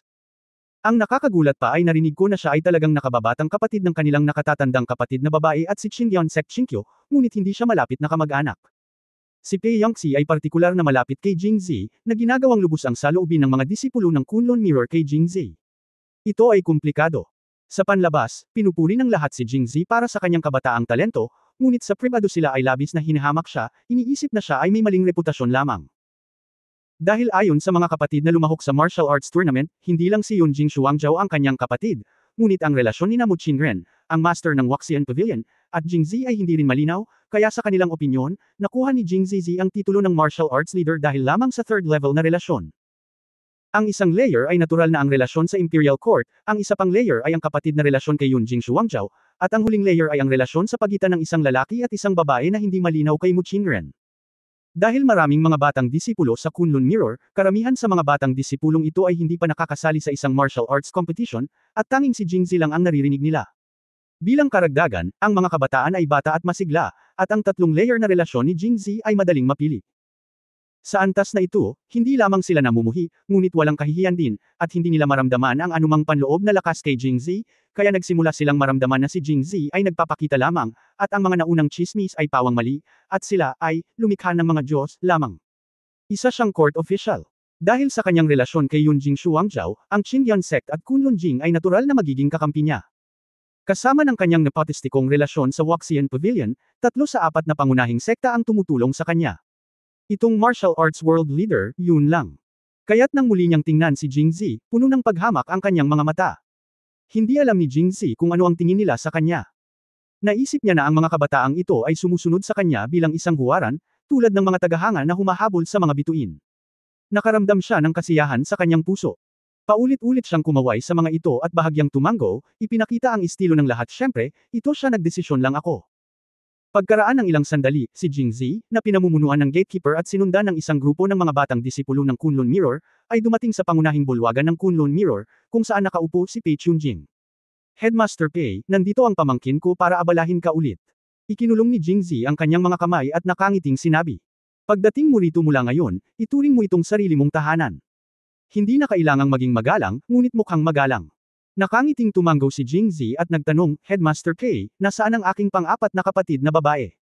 Hinanap ko siya. May sasabihin ako. Sa oras na ito, dapat ay nagsasanay si Yunshi ng martial arts sa likod ng bundok, hayaan mong dalhin ka ni Jotong doon. Oo, guru. Sa oras na ito, umalis ang isang disipulong nakasuot ng dark green na uniforme sa pagsasanay ng Kunlun Mirror. Nang lumabas si Jingzi, sinulyapan niya ito at napagtanto na siya ang pinakamatandang disipulo na sumunod kay Pei Chunjing sa martial arts tournament. Tumango si Pei Chunjing, tumingin kay Jingzi, at same time na sinabi, kapag dumating ka mamaya, kailangan mong kausapin si Yunshi. Maingat. Napakagat labis na kinagat ni Pei Chunjing ang huling tatlong salita, at palaging nararamdaman ni Jingzi na nag-aalangan siyang magsalita. May kung ano sa mga salita niya, at gusto kong itanong. Sa oras na ito, naglakad na si Jotong sa kanya, yumuko at nagsalita. President Jing, pakiusap. Okay. Bahagyang tumango si Jingzi kay Pei Chunjing at sinundan si Jotong palabas. Kilala ni Jingzi si Jotong, at si Jotong ay may napakalalim na impresyon kay Jingzi, na masasabing malalim sa kanyang mga buto. Sa simula, si Jotong, tulad ng iba pang mga lalaking disipulo ng Kunlun Mirror at Xinjiang Sect, ay hindi gustong makita si Jingzi. Pagkatapos ng lahat, si Jingzi ay masyadong perpekto sa bawat aspeto. Higit sa lahat, sina Qingqiu at Pei Yangxi ay pareho ang kani-kanilang mga sekta ay parang mga figure ng Diyosa na pinahahalagahan ng mga bituin. Sa Xinjiang Sect at sa Kunlun Mirror, maraming mga lalaking disipulo ang nakaka-appreciate, humahanga at nagkakagusto sa kanila o sa madaling salita, basta mga lalaking disipulo, walang hindi nagkakagusto sa kanilang dalawa. Gayunpaman, gusto nila ito, ngunit walang sinuman ang naglakas loob na kumilos o magpakita ng kanilang sinseridad, dahil pakiramdam nila na ang mga taong tulad ni Qingqiu o Pei Yangxi ay hindi kumakain ng mga paputok ng mundo, sapat na ang pagtingin lamang sa kanila, at kahit na maaari silang makipag-usap sa kanila isang salita pa lang ay mabuti, paano ka hihingi ng higit pa? Sa makatuwid, nang lumitaw si Jingzi, ganap nitong nabasag ang kanilang pangunawa kay Qingqiu at Pei Yangxi. Ang Diyosa pala sa puso nila, ang Supreme Senior Sister nila, ay isang babaeng may laman at dugo. Maaari silang umiyak, tumawa, at kahit, kumilos na parang isang sanggol. Nang makita nila ang eksenang ito, gumuho ang pananaw sa mundo ng mga lalaking disipulo, lalo na dahil ang mga target ng kanilang kahambugan ay iisang tao si Jingzi ay agad na naging pampublikong kaaway ng Xinjiang Sect at Kunlun Mirror. Kabanata 1048 nag-iingat si Pangulong Jing. Ang pagkakaroon ng pabor ni Qingqiu at Pei Yangxi, kahit na siya ay maging pampublikong kaaway ng mga lalaking disipulo, mukhang hindi ito malaking bagay, kaya sa mata ng lahat, si Jingzi ay walang alinlangan na kumikita. Gayunpaman, nang malaman ng lahat na si Jingzi ay ang nakababatang kapatid ni Qingqiu at Pei Yangxi, tumahimik sila ng husto kahit na ang nakababatang kapatid na ito ay hindi mukhang malapit na kamag-anak. Nang maglaon, nanalo si Jingzi sa kompetisyon ng may matinding puwersa. Iba ang pinuno ng martial arts ng kumperensya sa grupo ng mga batang disipulong sumusunod sa kanya. Si Jotong ay isang saksi. Sa oras na iyon, ang lahat ng kanyang selos kay Jingzi ay nauwi na sa pagsamba. Hindi lamang siya, kundi pati na rin ang mga kabataang alagad ng iba't ibang sekta na nakasaksi sa buong paligsahan ng martial arts noong panahong iyon sa pangkalahatan ay may ganitong ideya. Marahas na pinatay si Long Audi, isang natatanging disipulo ng Kunlun Sect, na madaling nasugatan si Lin Qingshan, ang batang pinuno ng Qingsheng Sect, at pagkatapos ay natalo si Mu Qingren, ang master ng Waxian Pavilion, at ang kanilang nakatatandang kapatid na si Pei Yangxi na may ganap na kalamangan. Ang daan ay mukhang delikado, ngunit para sa kanya, ito ay tila napakasimple. Mula noon, hindi na may inggit ni Jotong si Jingzi. Pagkatapos ng lahat, hinahangaan niya ang malalakas na tao, lalo na ang malalakas na tao tulad ni Jingzi na lampas sa normal na saklaw ng lakas. Pagkatapos bumalik sa Kunlun Mirror, karamihan sa mga tanong ng iba pang mga disipulo ay minaliit dahil lahat sila ay mga martial arts practitioner at medyo bobo, at hindi nila magagamit ang napakagandang wika at bokabularyo upang ilarawan ang mapagmataas na saloobin ni Jingzi sa mundo. Nang dominanti. O baka naman, sa simula pa lang ay sinabi na nila, pero paano naman magiging handang paniwalaan ito ng mga kabataan at energetic na mga bagets? Ito ay humantong sa katotohanan na sa kasalukuyang Kunlun Mirror, maliban kay Jotong at ilang mga disipulo na nakasaksi sa mga aksyon ni Jingzi, walang ibang nakumbinsi kay Jingzi. President Jing, ayos ka lang. Pinananatiling mababa ni Jotong ang kanyang saloobin, basta-basta pumili ng paksa, at nagsimulang makipag-chat kay Jingzi. Sa katunayan, kahit anong aspeto, walang problema sa mababang profile ni Jotong. Kung ikukumpara sa lakas, hindi siya sapat. Kung ikukumpara sa hitsura, hindi niya naisip ito. Kung ikukumpara sa katayuan, si Jingzi ang tamang tagapagtanggol ng makapangyarihang Heaven and Earth sect, ngunit isa lang siyang ordinaryong disipulo ng Kunlun Mirror. Siya ay hindi maihahambing kay Jingzi, at ang mas mababang profile ay katanggap-tanggap. Ngunit ang kanyang saloobin ay makikita sa mga mata ng mga kabataang disipulo sa kanyang likuran, na lahat ay nanunuya sa kanya. Kung tutuusin, siya ay isang master na kapatid, ngunit siya ay nangungulila at hinahamak ang isang taong gumamit ng nepotismo upang mapunta sa tuktok.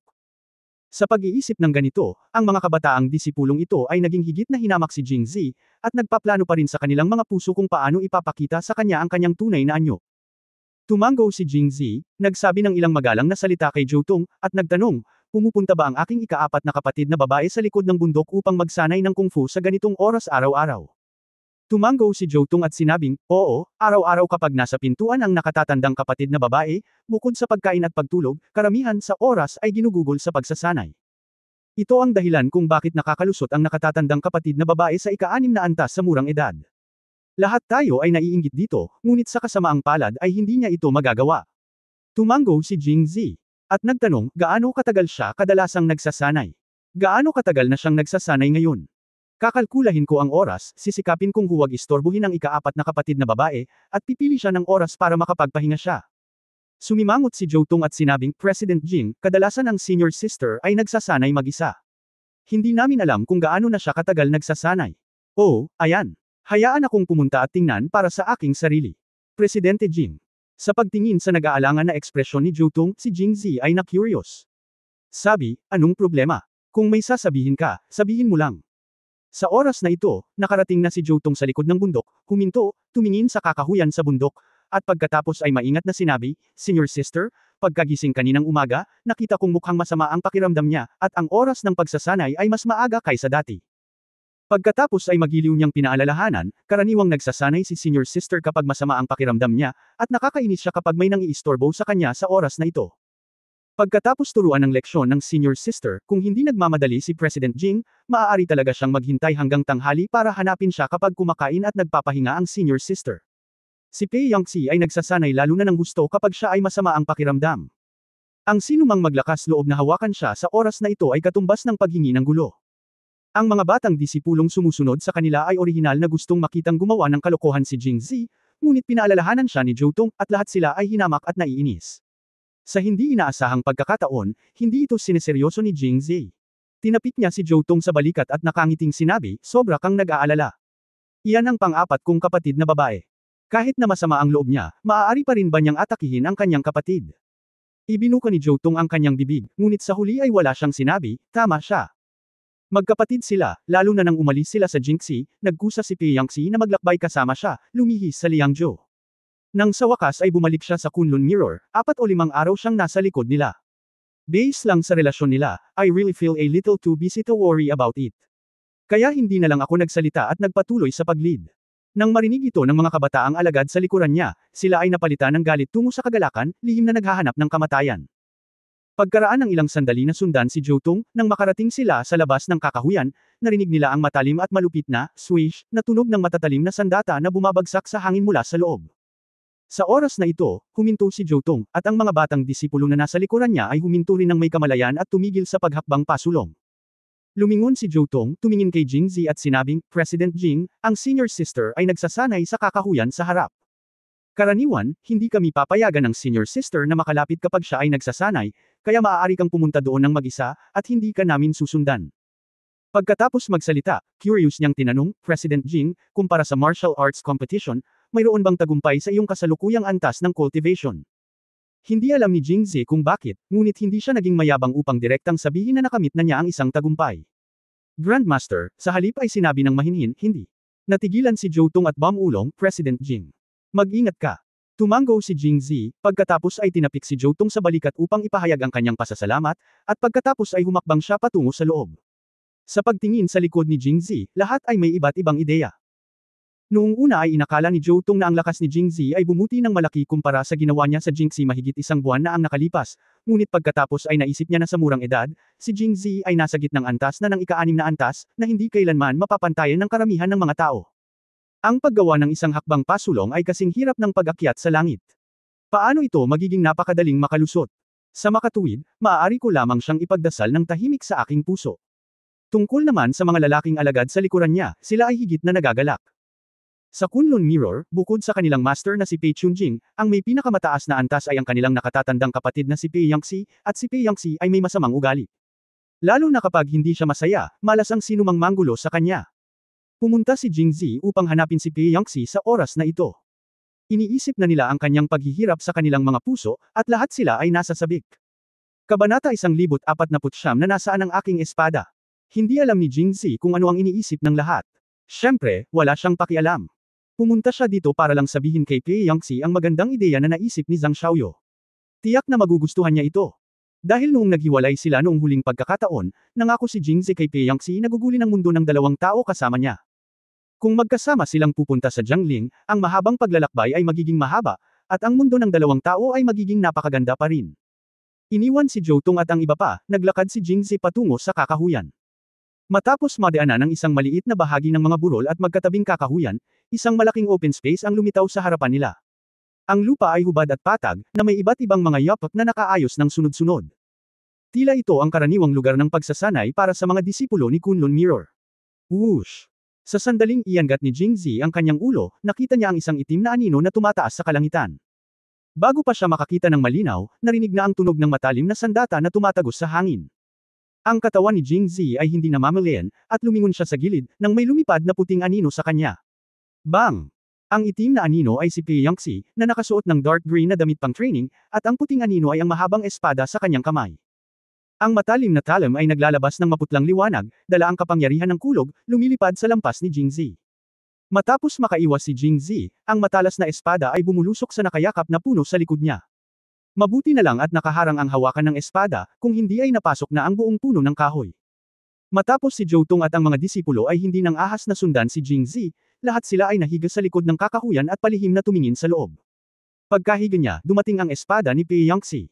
Ang talam ng espada ay tumagos sa puno ng puno at tumulo. Nagulat ang grupo ng mga tao.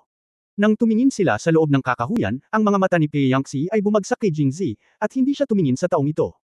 Matapos tingnan ay agad siyang nakahinga ng maluwag. Sa biglaang pagsaksak ng espada na ito, inisip ng mga disipulo na galit si Pei Yangxi sa kanila at ayaw nilang manood ng palihim, kaya sinaksak nila sila ng espada para bigyan sila ng babala. Ngayon ay tila hindi sila ang espadang kanyang sinaksak, ngunit ito ay si Jingzi. Habang sila ay nagsasaya, may ilang tao ring nakaramdam ng panghihinayang, bakit hindi saksakin ng lalaking iyon hanggang sa mamatay ng isang espada. Hindi katakataka na ganoon ang iniisip nila tungkol sa isang lalaki na mas maganda kaysa sa kanila at napapabalitang may karelasyon, ang kanilang Diyosang nakatatandang kapatid na babae. Pang-apat na kapatid, ako ito. Tiningnan ni Jingzi ang mahabang espada na ang talim nito ay nakatusok sa puno ng puno. Tumulo ang malamig na pawis sa kanyang noo, ngunit sinabi niya, pang-apat na kapatid, dapat kang maging mas maingat sa pagsasanay. Mabuti na lang at magaling ako sa martial arts. Kung ito ay ibang tao, hindi ba ito ay isang aksidenteng pinsala? Nakatayo doon si Pei Yangxi na nakahalukip-kap, malamig ang ekspresyon, at sinulyapan siya at sinabing. Natural sa kabayo ang madapa, at ang mga tao ay madadapa rin, fourth sister. Hindi ba't ngayon mo lang ako sinasadyang masaktan? Hindi. Seryosong umiling si Pei Yangxi at sinabing pinatamaan kita. Kung nasaksak kita, hindi yun aksidenteng pinsala. Kung hindi kita nasaksak, ito ay isang pagkakamali. Sandaling natigilan si Jingzi, ngunit biglang tumalon sa ere ang isang grupo ng mga lalaking disipulo na nagtatago sa likod ng kakahuyan na nanunood ng palabas. Kung hindi sila natatakot na magingay at matuklasan ni Pei Yangxi, tumalon sana sila ng 3 talampakan ang taas. Sinong nagsabing mabait si senior sister sa lalaking ito? Sino ang nagsabi na ang lalaking ito ay manliligaw ng kanyang nakatatandang kapatid na babae at nakababatang kapatid na lalaki? Dahil lang sa gusto ng nakatatandang kapatid na babae na tusukin siya ng kanyang espada, hindi na sila naniniwala sa mga alamat na sinabi ni Jingzi. Pagkaraan ng ilang sandali, walang magawang sinabi ni Jingzi, pang-apat na kapatid na babae, hindi mo kailangang maging ganito, tama. Kaka-rating ko lang sa Kunlun Mirror ng may matinding kahirapan, at hindi ko pa nakakausap ang pang-apat na kapatid tungkol sa aking sarili. Bakit ang pang-apat na kapatid na babae ay nakipagtagpo ng mga espada at baril? Ba! Dumura ni Pei Yangtze, mahirap para sa iyo. Mahirap para sa iyo na makipagtalik sa iyong pang-anim na kapatid na babae, mahirap para sa iyo na makilala ang iyong master at apprentice sa Waxian Pavilion, at mahirap para sa iyo na isama ang iyong maliit na Xiaoyu. Madam, matagal bago makarating sa Kunlun Mirror, tama ba? Nang hindi nagsalita si Jingzi, lalo pang nagalit si Pei Yangtze at nagngangalit ang kanyang mga ngipin at sinabing, talagang natagalan ka. Pang-apat na ate, mali ang pagkakaintindi mo. Mabilis na ipinaliwanag ni Jingzi, ang dahilan kung bakit nauna akong pumunta sa Roshao ay dahil ang Roshao lang ang dapat kong madaanan pagdating mula sa Jingzhou. Iminungkahi ng lahat na pumunta muna kami sa Roshao para ayusin ang mga bagay-bagay. Anyway, hindi kami maantala ng ilang araw, at kailangan naming bumalik mamaya. Tungkol naman sa Sixth Sister, aksidente lang ang pagkakakilala. Nariyan din ang Pavilion Master at ang Garden Master. Isang pagkakataon lang ang pagkikita nila. Gusto ko lang makilala ang Fourth Sister. Yung ibang babae naman, drop in lang ako. May isang babae lang ang pinakagusto kong makita, at iyon ay ikaw, ang ika-4 na sister. Sa mga araw na ito, hindi ako makakain ng maayos at hindi makatulog sa gabi. Sobrang sakit. Si Jingzi ay naging walang kahihiyan at karaniwang hindi magagapi. Siyempre, ang saligan ay iisa lang ang babae dito, si Pei Yangtze. Kung naruroon sina Zhou Ziqiong, Mu Qingren at iba pang kababaihan, malamang na sasabog ito. Bagamat alam niyang walang kabuluhan ang pagsasalita ni Jingzi, gamaan pa rin ang pakiramdam ni Pei Yangtze nang marinig niya ang sinabi niya, ngunit nagpout pa rin, hindi ako naniniwala sa kalokohan mo. Natakot ang lahat ng mga disipulo na malaman ni Pei Yangtze, kaya nanatili silang lahat.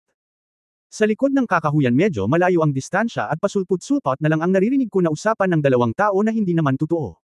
Gayunpaman, dahil mas malapit si Jingzi sa kanila, narinig nilang lahat ang kanyang walang hiyang mga salita. Sa pag-iisip ng kanilang Diyosa na kapatid na babae na tinutukso ni Jingzi sa mga walang kabuluhang salita, lahat sila ay nagalit at nangarap na sana ay sumugod sila ngayon. Kinailangan niyang labanan si Jingzi ng 300 round bago siya sumuko. Pang-apat na kapatid, ang araw at ang buwan ay magsisilbing gabay. Lahat ng sinasabi ko ay totoo. Itinaas ni Jingzi ang kanyang kamay at nanumpa sa Diyos. Kung totoo ang lahat, malamang nakalimutan mo na ang ipinangako mo sa akin habang pabalik mula sa Jingxi. Palaging namumula si Pei Yangtze nang walang kamalay-malay kapag binanggit niya ang kwento ng pagbabalik sa Jingxi, ngunit nakaramdam siya ng sarap sa kanyang puso dahil ito rin ay isang paglalakbay kung saan sila ni Jingzi ay nagkumpirma ng kanilang relasyon, at si Jingzi ay gumawa din ng paglipat sa kanya. Matapos ang pangako, naghihintay siya mula noong bumalik siya mula sa Jingxi. Sa hindi inaasahang pagkakataon, pagkatapos ng paghihintay at paghihintay, sa wakas ay hinintay siya nito, at pati ang kanyang asawa ay dumating. Pang-apat na kapatid na babae, syempre naaalala ko ito. Tinapik ni Jingzi ang kanyang dibdib at sinabing, hindi ko pinangarap na kalimutan ang sinabi ko sa pang-apat na kapatid na babae saglit. Itinatago ko ang lahat sa puso ko. Itago mo sa puso ko. Panatilihin ito. Sa puso ko at daladala ko pa rin. Dinala niya ang asawa niya, dinala lang niya. Nang hindi sinasabi sa kanya ng maaga, dinala lang niya siya sa Kunlun Mirror at dinala siya sa harap niya para ipakita ang kanyang kapangyarihan. Halos sabihin ito ni Pei Yangtze sa pamamagitan ng pagngangalit ng mga ngipin. Kung hindi lang siya ang pinakamamahal niyang kapatid, gusto na niya itong putulin sa kalahati gamit ang espada at ipamukas sa kanya kung gaano kalalim ang puso niya. Ano, saan niya ito naalala? Sa pag-iisip nito, inabot ni Pei Yangtze at hinawakan ito. Matapos itong mahawakan ng mahabang panahon, naging alerto siya, nasaan ang aking espada? Kabanata 1050 talunin mo ako. Ang espada ni Pei Yangtze ay nakaipit pa rin sa puno ng nakayakap na puno sa likod ni Jingzi, kaya natural na hindi niya ito mahawakan. Hindi pinansin ni Jingzi ang paghahanap niya sa espada. Nang hindi ito nagsalita, naisip niyang ang kanyang sincerity ay humanga kay Pei Yangtze, kaya ngumiti siya at sinabing, pang-apat na kapatid, napatawad mo na ba ako? Patawarin mo ako, syempre ginagawa ko. Napakasama ng Zier ko, how dare I didn't forgive her. Haha. Bagamat sinabi ni Pei Yangtze na ikinalulungkot niya, malinaw na naririnig ni Jingzi ang galit sa kanyang tono, ngunit wala siyang pakialam. Mga babae, bigyan mo lang ako ng payo. Baka masama ang pakiramdam ko ngayon, pero at least gamaan ang pakiramdam ko ngayon. Ay comfort mo lang ako at bigyan mo ako ng advice mamaya. Kung gayon ang fourth sister ay hindi nagalit sa akin. Hindi na. Hindi mo na ako sasalakayin. Siyempre hindi kailan kita inatake. Pei Yangtze ang kanyang mga salita ay puno ng kakaiba. Maliwanag pa rin sa kanyang isipan ang sandaling tumama sa kanya ang espada, ngunit ngayon ay hindi niya ito inaamin. Kaya't inikat niya ang kanyang katawan at sinulyapan ang mahabang espada. Pagkatapos ay, biglang natauhan, si Pei Yangtze at sinabing, oh, pinag-uusapan mo ang espadang ito. Namiss ko lang ito nung nagsasanay ako at lumipad ito palabas. Sure enough, ang babae kapag nagpanik ka, dapat sumuko ka gaya ng lalaki. Zir, mangyaring bunutin ang espada at ihagis sa akin. Mahinang sabi ni Pi Yangxi. Oh, okay. Hindi gaanong nag-isip si Jingzi, naglakad pabalik ng ilang hakbang, hinawakan ang hilt ng espada, at direktang hinugot ito. Mabilis na nahiga ang mga alagad na nasa likod ng puno, sa takot na makita sila. Gayunpaman, sa lakas ng master level ni Jingzi, hindi na niya kailangang tumingin. Narinig lamang niya ang mga galaw ng mga taong ito sa kanyang mga tainga, ngunit nagkunwaring hindi nakikita. Gusto mong kumain ng dog food, paano kita mapipigilan? Pang-apat na ate, eto na. Habang nagsasalita siya, inihagis ni Jingzi ang mahabang espada kay Pi Yangxi. Hindi siya gumamit ng maraming puwersa, at alam niya na sa lakas ni Pi Yangxi, hindi magiging problema na saluhin ito ng tuloy-tuloy, ngunit si Pi Yangxi ay napaka-abnormal. Napaatras siya ng isang hakbang at hinayaang damaykit ang espada sa lupa sa harap ng kanyang mga paa. Tinaas ni Pi Yangxi ang kanyang kilay at malamig na sinabi, okay, sinabi ko nang pinatawad kita, ngunit hindi ko inaasahan na hindi ka pa rin kumbinsido at nang ahas na saksakin ng espada ang iyong pang-apat na kapatid na babae. Gaano ka katapang? Ikaw? Anong ginagawa mo? Ikaw? Hindi ba ikaw ang naghagis ng espada? Ano? Ako? Hindi ba ako ang sumaksak sa'yo? Bakit mag-abala? Tunay na naunawaan ni Jingzi ang kahulugan ng pangungusap na ito, at sa wakas ay naunawaan na niya kung bakit kakaiba ang ugali ni Pi Yangxi. Paano niya talaga siya mapapatawad gayong pinatawad niya ang sarili niya? Halatang nagpipigil pa rin ako ng galit sa tiyan ko, paanong hindi ko ilalabas? Sa oras na ito, itinaas na ni Pi Yangxi ang kanyang espada, dahil hindi mo ako sinunod, matatalo kita ngayon. Gumuhit ng iyong espada. Sandaling natigilan si Jingzi, at pagkatapos ay nagsabi, pang-apat na kapatid, paano kung hindi mo ako matalo? Paano kita matatalo? Kung matatalo mo ako, matatalo mo ako. Well, matatalo kita. Kung ganoon ay patatawarin kita. Matapos sabihin ni Pi Yangxi ang huling pangungusap, tumigil siya sa pagkaladkad sa kanyang mga paa at hindi na hinintay na bunot ni Jingzi ang kanyang espada. Direkta niyang itinaas ang kanyang espada sa hangin at naging isang kidlat, tumama sa kanya na parang malakas na hangin. Napakalalim na lakas ng loob. Naramdaman ng mga kumakain ng melon na nagtatago sa likod ng mga puno ang pagbabago-bago ng panloob na enerhiya na ginawa ni Pi Yangxi, at lahat sila ay nagpahayag ng pananabik, ito ba ang lakas ng ika-6 na antas sa kalagitnaan ng antas? Malakas. Bilang karapat-dapat na maging kapatid nating Diyosa, bugbugin ang magandang batang iyon hanggang mamatay. Napakalakas ng momentum. Ito ang pinaka-intuitive na pakiramdam ni Jingzi. Nakalaban na ni Jingzi si Pi Yangxi noon sa martial arts competition. Bagamat ang dalawa ay may tacit understanding sa huli, malinaw pa rin sa kanya ang tungkol sa lakas ni Pi Yangxi. Kung tama ang pagkakaalala ko, mahigit isang buwan na ang nakalipas, si Pi Yangxi ay nasa unang antas lamang ng ika-6 na antas, ngunit ngayon, nalampasan na niya ang threshold ng unang antas, at ngayon ay nakapasok na sa gitnang antas ng ika-6 na antas. Hindi katakatakang mukhang nag-aalala si Jotong ngayon, tinanong siya kung nakagawa na ba siya ng tagumpay, at binabalaan siyang mag-ingat. Nakagawa na pala ng tagumpay si Pi Yangxi. Ang pang-apat na kapatid na babae sa pamilya ko ay talagang talented. Kung papayagan siyang uminom ng pinahusay na bersyon ng jujube pills at magsanay ng dalawang paglilinang kasama niya, hindi magtatagal para maabot niya ang antas ng isang master. Nakakatuwang isipin ang pagkakaroon ng dalawang Panginoon sa iisang pamilya. Sa oras na ito, ang espada ni Pi Yangxi ay dumating na kay Jingzi, ngunit 3 beses itong naiwasan ni Jingzi. Sinaksak siya ni Pi Yangxi sa hangin ng higit sa 10 beses, ngunit si Jingzi, na hindi man lang bumunot ng kanyang espada, ay nakaiwas ng bahagya sa kanya, na may maaliwalas na poster na namangha sa mga disipulong nanunood ng labanan. Itong si Qinggang, ang galing. Oo, hindi kumilos si Jingzi. Ginamit lang niya si Qinggang para umiwas at gumalaw, at naiwasan ang atake ni Pi Yangxi. Mula dito, makikita na ang master level na estado ng Qinggang na umabot na sa kaharian ay talagang maituturing na pinakamahusay na depensa sa mundo. Hanggat ayaw mong mamatay, mahirap mamatay. Matapos mapalampas ang isa pang hampas ng kanyang espada, tumigil si Pi Yangxi. Alam niya na si Jingzi ay hindi lamang malakas sa martial arts, ngunit partikular na makapangyarihan din sa Qinggang. Siya ay nagsasanay ng husto sa loob ng isang buwan kamakailan, at naramdaman na ang kanyang martial arts ay umabot na sa susunod na antas, at sa wakas ay pareho na rin siya sa kanya. Sa kasamaang palad, ang kanyang Qinggang ay nasa likuran pa rin niya. Hindi mo magagamit ang Qinggang. Bakit? Kasi kung hindi kita hahayaang gamitin ito, hindi mo magagamit. Ang hindi makatwirang tingin ni Pi Yangxi sa sandaling ito ay kasing cute ng mga galit na maliliit na kasintahan sa panahon ng pag-ibig. Paano pa kaya pipiliin ni Jingzi? Wala siyang choice. Tumanggo lang siya, okay, hindi ko kailangan ng Qing Kung Fu. Hindi sumagot si Pi Yangxi, ngunit direktang bumangon sa hangin at lumipad patungo kay Jingzi. Tumalon din si Jingzi sa hangin at lumipad sa itaas ng kakahuyan, at patuloy na sumunod si Pi Yangxi. Sa kasalukuyang lakas ni Jingzi, si Pei Yangxi ay walang lakas na lumaban, kaya ayaw niyang makita ito ng mga disipulong kumakain ng melon na iyon ng malinaw, kaya sinadya niyang ilabas si Pei Yangxi. Inakala ni Pei Yangxi na muli siyang tatakas, kaya't hinabol siya nito at sumigaw, hindi ba't sinabi mo na hindi mo na kailangang gumamit ng chinggang? Bakit ka tumatakbo? Huminto si Jingzi at ngumiti sa hangin, sinabi ko sa iyo na huwag gumamit ng chinggang. Tiyak na hindi ko gagawin. Gamitin ito muli. Kaya lang medyo bukas ang hangin. Huling beses noong nasa Jingxi ako kasama ang aking pang-apat na kapatid, hindi ba't nagkaroon din tayo ng away sa himpapawid? Narinig niya itong binanggit, tila nananaginip siya noong isang buwan ang nakalipas. Ibinaba ni Pei Yangxi ang kanyang mga labi at sinabing, sa oras na iyon, hinahayaan lang kita.